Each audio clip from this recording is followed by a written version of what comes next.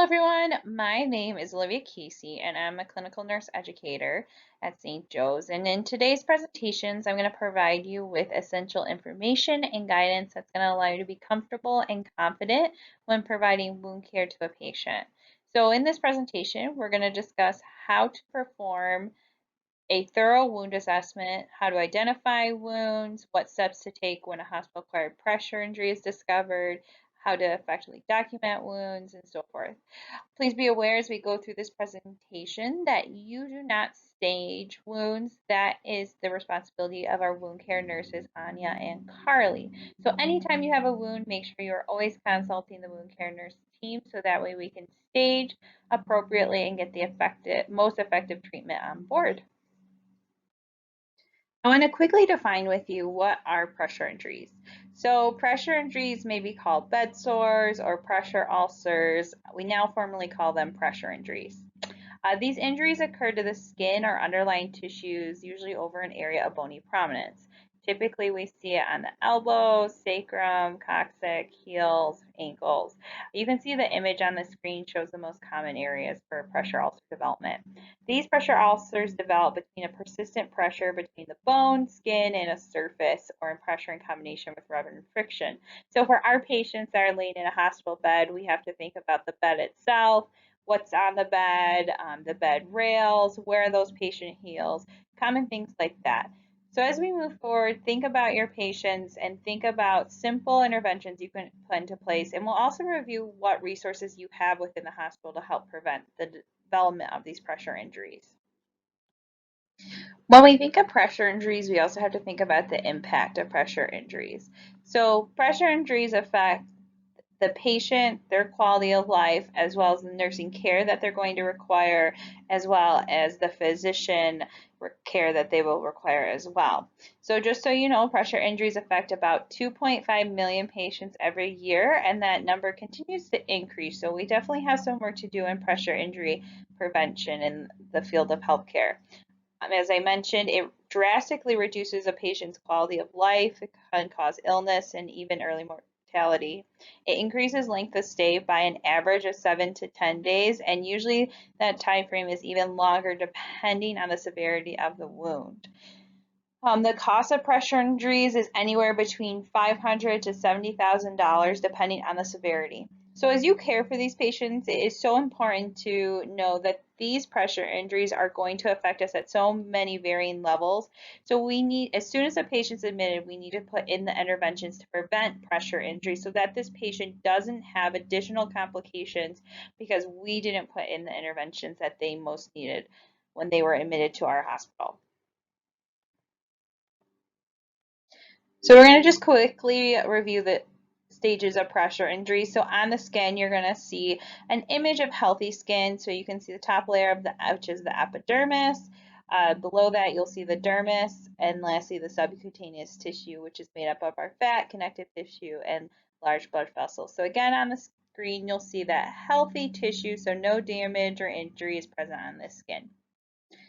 On the screen, you're going to see a stage 1 pressure injury. So when we discover a stage 1 pressure injury, this is when we notice an area of non-blanchable redness. Remember that non-blanchable redness, those are going to be your key terms to describe and document a stage 1 pressure injury. To determine if this is non-blanchable, you're going to lightly press on the skin, and if it does not blanch and it stays red, then that is considered a stage 1 pressure injury, and that means we need to put immediate intervention in place so this does not develop into further severity. On the screen, we can now see that we have a stage 2 pressure injury. When we have a stage 2 pressure injury, that top layer of skin has now broken open, and there's going to be a shallow open sore that is typically red, round, or oval in shape. There may be some drainage, and for our stage 2 pressure injuries, these are going to typically need some of the creams that we're going to talk about for interventions down in further slides. This would be our triad. So we have an open sore that it requires some sort of intervention, and our triad cream is the best one for these stage 2s that are open sores. The next injury we have on the screen is a stage 3 pressure injury. With our stage 3 pressure injury, the wound is going to extend into the second layer of skin and into the fat tissue. So again, for our stage 2 and our stage 3 injuries, we need a wound consult on board to help us best identify what the best treatment are. For our stage 3, we may be utilizing um, triad again with pressure injury coverings, but our best bet is to have that wound consult on to help us identify what the best plan of care is for this patient. For our stage 4 pressure injuries, there's full skin and tissue loss. There's exposed muscle, tendon, ligament, cartilage, or even bone. Once again, we should have that wound consult placed so that way we can identify what the best plan of care is for this patient. Not only are they going to need intervention for the wound, but we should be having a turn schedule in place. They are going to need a specialty mattress, and we'll talk about those items further in the presentation. So when we talk about deep tissue pressure injury, know that this tissue is typically deep red or purple in color. They may have a blister near the surface, and then they progress into a deep tissue injury. Often we see these on the heels or the elbows or top of the coccyx. So anytime you have discoloration in those areas of bony prominence, that's when you want to get that wound consult placed to help identify that if this is a developing deep tissue injury. And for those areas, we want to make sure that we're alleviating the pressure. So for example, putting pillows under someone's arm to keep the elbows off the bed, or putting our boots that we have within our stock on patients to keep their heels elevated. And lastly, we have our unstageable pressure injuries. This is when dark eschar or slough is present. So eschar is usually tan or brown or black skin, and it'll eventually shed or even fall off. Slough is wet dead tissue. This wound is going to be considered unstageable. It's going to require, again, our wound consult. They may require further consults for even surgical intervention, depending on the depth and extent, how severe this wound is. So as we talk about skin, it's important to note that the skin assessment is one of the most important assessments you can do, especially on admission to the hospital. One reason for this is it helps drive the patient's plan of care. So we want to identify those injuries as soon as possible, or we want to be able to identify the interventions we need to put into place, either to prevent a wound from getting worse or even a wound from possibly developing. It's also important to note that if a patient comes in with a pressure injury and we don't identify or document within the first 24 hours, this is now considered a hospital-acquired pressure injury. What this means is the hospital is responsible for the injury. It does not matter how confident we are that the injury was not hospital-acquired. If we don't document it, then we own it. So essentially, we don't get reimbursed for the care of that injury. So please make sure that we're finding and documenting injuries and wounds within the first 24 hours. It's extremely important. So all patients on admission should receive a thorough head-to-toe skin assessment. This assessment should also be done with another clinician. Every patient on admission transfer, which includes transfer from another unit or facility, is going to require a thorough assessment, which we call a 4-eyes assessment. So as I mentioned, we conduct a 4-eyes skin assessment or a thorough skin assessment on admissions and transfers. You should also be conducting regularly skin assessments on any patient that you have in your daily care.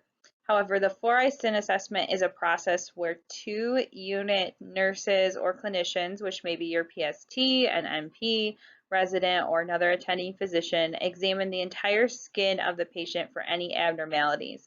This requires looking at and touching the skin from head to toe with a particular emphasis over those bony prominences of the patient. This assessment and documentation is completed again on patient admission or transfer from another unit or facility. Once you have completed your 4-eyes assessment, you should always document so that way you have support that you completed this assessment with another individual. So to do this, when you go into Epic, you're going to go into your flow sheet tab, select the integumentary section. You're going to highlight that integumentary row, and you're going to select Add Row. You'll then be prompted to search. So you're going to search for witness. And then out of the options that will be prompted, you're going to select witness by. So finally, you're going to add the initials of the individual that performed the Four Eyes assessment with you. Again, this individual should be another clinician. This is including but not limited to PSTs, NPs, PAs, another RN, your nurse manager, your educator, clinical leaders, or even residents. So in addition to a Four Eyes assessment on admission, we also require photographs of patients' bony prominences. So this can be done utilizing your Volt phones and logging into the Rover app. Once you have logged into your Volt phone, you'll be prompted to select a patient from your patient list. Once you select that patient, a patient summary will be opened. You can then click on the Epic button in the left-hand corner. Now you have two options after this. If a wound has previously been documented on the patient, or if before you took the photos you documented in the patient's flow sheet or LDA avatar, you can select flow sheets and be prompted to add the picture to the avatar itself, or you can select media. For either option, you will see that green cross sign in the right hand corner, and you're going to select that so that way you can add a media image to the patient's chart.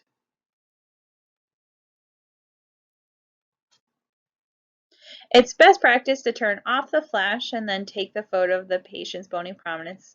If the skin is intact, you're going to label the image as clinical unknown. If there is a wound, you will be prompted to select wound image. If there was a known wound and you had selected in the flow sheets LDA avatar, you'll be prompted to select the area on the avatar that wound image should be associated with. So just to reiterate, on a mission, you should complete a Four Eyes assessment as well as take photographs of those areas of bony prominence. On Wednesdays, we consider that Wound Wednesday. So if your patient has known wounds, you're going to take pictures of those wounds so that way we can assess the development or regression of those wounds. And photographs should be taken again at discharge, especially when sending to any extended care facility. Again, and this is to assess how well that wound healed while they were with us, or did they worsen and now they need to follow up with wound care. So this just helps us track that progress of the patient's wound. So in addition to the items that we've already discussed, it's important to note that you still have daily required charting regarding a patient's skin condition. So within our daily required charting, us as clinicians are required to document any abnormalities in a patient's skin within our EMR, or we utilize Epic. Within Epic, you have two areas that you have the ability to document wounds or abnormalities within. These are the flow sheets or the LDA avatar. On the screen, you're going to see a chart that's going to help you differentiate when you should document in that integumentary flow sheet versus the LDA avatar. And this will be included in your packet handout in your folders as well. Any significant wound, surgical incision, pressure, injury, wound vac, or discoloration on a bony prominence should be documented on the avatar. Anything non-essential that may be abnormal, such as very small generalized bruising, maybe from a long-term blood thinner the patient is on, or even some scabbing, should be documented in the flow sheet. So again, anything large and significant should be documented on the LDA, and it should have some sort of media or image associated with it. So that way, as you continue on to report, it's easy to let your fellow RN know what that image is going to looks like. So as I said, you had the two options within Epic of utilizing either the flow sheets or the avatar. On the screen right here, you're going to see the avatar. So if you're documenting a ulcer, a wound, or a pressure injury, you're going to utilize this avatar. You're going to search in the left-hand box for what you wish to document, and then you will select wherever on the avatar you would like to place that item. Once you have placed the item on the avatar's anatomy, it's then going to prompt you for when this was first assessed, so when this was first found, date and time. And it's so important to note, this is also going to ask you if this was present on hospital admission. If this was present on hospital admission, please indicate yes. So that way, again, we're making sure that we're covering view in ourselves that this patient came in with these items or wounds, so that way we don't associate them as a hospital-acquired pressure injury or hospital-acquired wound. Once we have identified a wound and documented on it, the next thing that we need to do is order a wound consult. So I want to emphasize you do not need a physician's order for this. You are able to place this under your scope of practice. So appropriate reasons to order that wound consult will be any stage 2s or greater, any hospital-acquired pressure injury, moderate to severe moisture-associated dermatitis, traumatic wounds, wound vacs that are not being managed by other teams. So for example, if you're on a floor where a wound vac was placed by the surgical team, that is not going to be managed by the wound care nurse, that will be managed by the surgical team. New ostomies or previous ostomies that are coming in with issues such as leaking or discoloration, things like that. So any new ostomies or ostomies coming in with new complications. On the screen, you're just going to see some common examples of why we would not consult our wound team. So for maybe a stage 1, mild scoriation, so very small bruising or even moles. So if any of these non-essential items are noted, they do not require a wound care consult. To place the order in Epic for a wound consult, you're going to go to the Orders tab. You're going to type in wound ostomy. You will choose Wound Ostomy Eval and Treat. Select Accept. Please make sure to add a comment or reason of why this consult is occurring. So whether it's a hospital-acquired pressure injury, possible DTI, possible pressure injury present from home. The wound care nurse needs to know what they're coming to see so that way they can bring the right equipment. So again, for example, if you need them for ostomy or wound vac care versus a pressure injury, they need to know that so they bring the right equipment with them. So lastly, you're going to sign the order. You'll be prompted to put in an order mode. So you will put per scope of practice, no cosign required. For the ordering provider, choose the attending of your patient. So that it's always going to prompt you to put that. So just place the attending. Okay, we're just going to do a very quick review of the Braden scale. I know many of you have probably reviewed this various times. So the Braden scale is the tool that we utilize within our facility, and it is part of your required documentation that helps to identify if a patient is at high, low, moderate, or even severe risk of skin breakdown. So this scale is driven by sensory perception, mobility, nutrition, moisture, friction and shear, and activity. Just take a couple seconds to look up on the screen to identify some of those definitions associated with the Braden scale and think about how you would address some of these areas. So for example, for mobility or activity, maybe we need to assess of how can we get that patient mobilized? What do we need either consulted, what do we need ordered, or what equipment do we need to mobilize a patient? On the screen, you're just going to see a very simple example scale of the Braden scale and how we score on a rating scale from 1 to 4. So as we score our Bradens, if we have a patient with a score of 15 to 18, we know that they are at risk. So for these patients, the first thing that we should do is identify how can we mobilize them, get them active as much as possible and as safely as possible. So this means getting them up to the chair with a chair cushion, ensuring we have a PT/OT consult, maybe taking them for a walk in the halls. We also want to protect and elevate their heels, manage moisture, friction, and shear, so making sure that they're dry, and also giving them the education to let us know when they want to get up, when they want to get to the chair, when they want to go for a walk, or even when they may not be dry and need to be changed. For patients with a Braden score of 13 to 14, these are our moderate at-risk patients. So we should put in the same interventions we did for at-risk patients, but take it a step further. So this means making sure their bed's at a 30-degree angle, assessing if we need a turn schedule and utilizing foam wedges to turn these patients, elevate and protect the heels of these patients with blue heel protectors.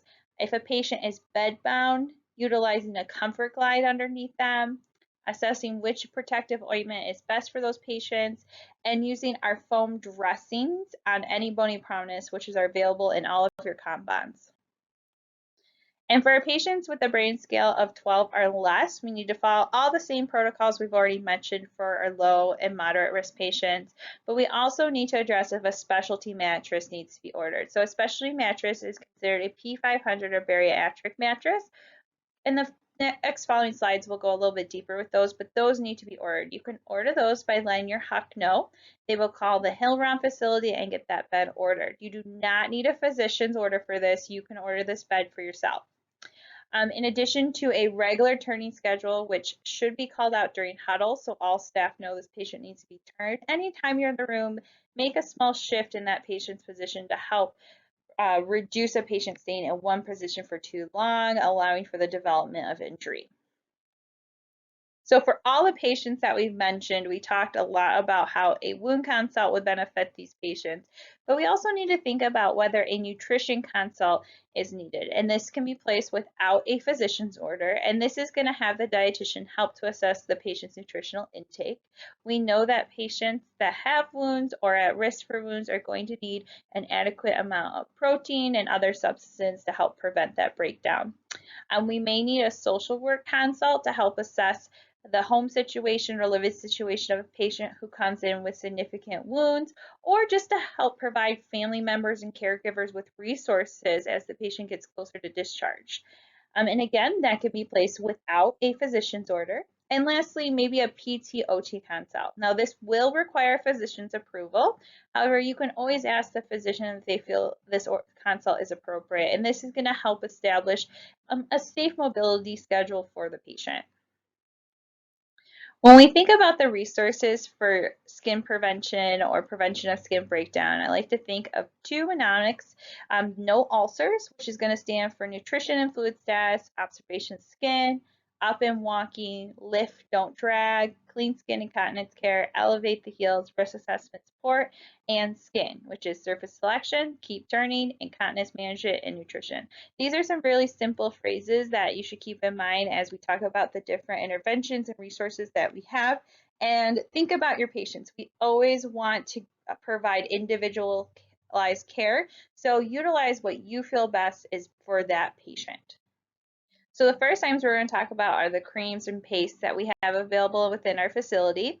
The first two are the HydroGuard silicone cream and Z-Guard paste. These are both plant-based, they're natural, free of sulfates and parabens or any added fragrances.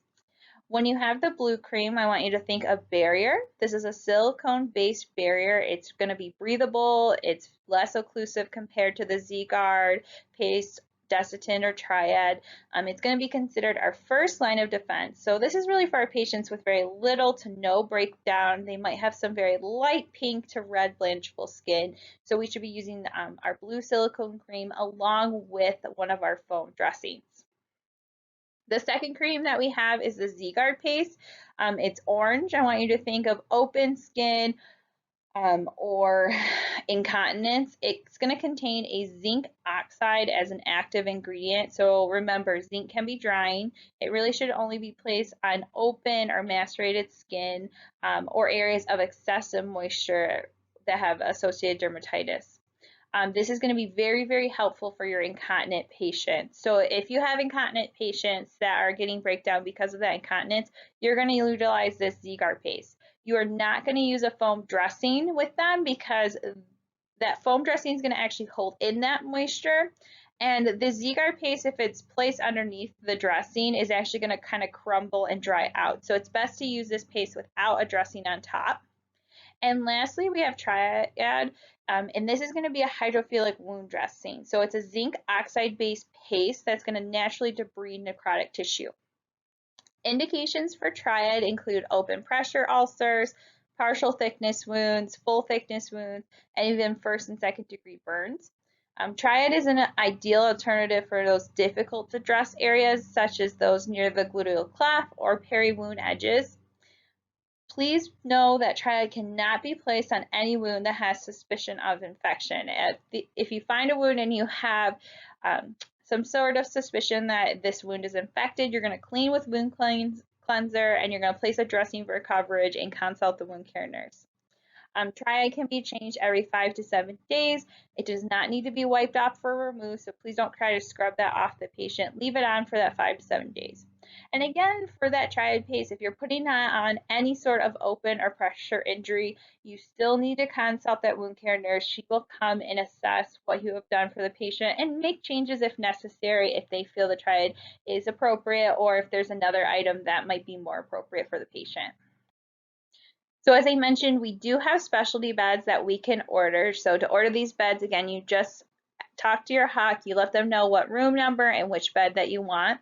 The two that we utilize most often are going to be the Capella Bariatric bed with low air mattress, as well as the VersaCare P500 mattress. So assess your patient, and if you feel that your patient would benefit from either one of these beds, let your HOC know. Again, you do not need a physician's order, so it's up to your discretion if you feel this would benefit your patient. So in addition to the specialty beds for patients, we also have the Comfort Glide that are going to be helpful in preventing that friction and shear injury to a patient. So you have Comfort Glides on all of your units. These should be placed underneath the patient. They have handles on each side to help with boosting, lifting, and turning. They also can be connected to an air pump that is located in each of your dirty equipment rooms. This should be utilized with 2 RNs at all times, but it can be blown up to allow for easier boosting or turning. So please, especially for patients with braid ins 12 and less, this should be underneath them. You can put a pad on top to maintain a dry environment for the patient. You can have a sheet on top of it as well. So please utilize these. Again, they're in all of your equipment rooms within the hospital. We also have wedges and boots available in the hospital. So you can see within the images on the screen that we have a patient with a Comfort Glide, our foam wedges. Now there are 2 foam wedges in a package. They are per patient. So they're going to stay with that patient throughout their hospital stay. You want to make sure that you position those wedges so that there's an area that's going to allow the sacrum to be free of any pressure. And then we also have the boots on the screen as well. So those are going to be all available within your equipment rooms. And if you feel that your patient needs any of these items, please utilize them. If any of these items are missing from your equipment room, please notify supply chain through the paging system. They're under 9955050 or 995050 and let them know which item you need for your patient. The last item that we're going to talk about is what to do when you discover a hospital-acquired pressure injury. So when this type of injury is discovered, the first thing you should do is always assess your patient and assess what intervention needs to be in place. Is it a foam dressing? Is it a protective ointment? It may be wedges or boots for the heels. Then assess the patient's consult and assess if the patient has a current wound nurse consult or if that consult needs to be placed by the RN. You're then going to alert clinical leadership. You can do this through Epic Haiku. That's most preferable. Attach the patient. Let your manager, your clinical leader, you can put the wound care nurse on and just let them know what was discovered. Once that occurs, you're then going to make a nursing note and documentation of what was discovered, what interventions were put into place. A super huddle is going to occur. This will occur with the wound care team and your clinical leadership team, and it's going to just talk about what we could have done to help prevent this pressure injury, and we'll also go through the documentation. So for example, if you have a patient that is refusing any sort of intervention, it's so important that you place that within your nursing notes daily. So when we go back and we try to assess what did we as a team need to improve upon, that helps us identify if we were communicating these patients that maybe refused turns, were difficult to turn, or there was some miscommunication in the care. But this huddle is really to identify what did we do well, what do we need to work on, and what as a team can we do moving forward.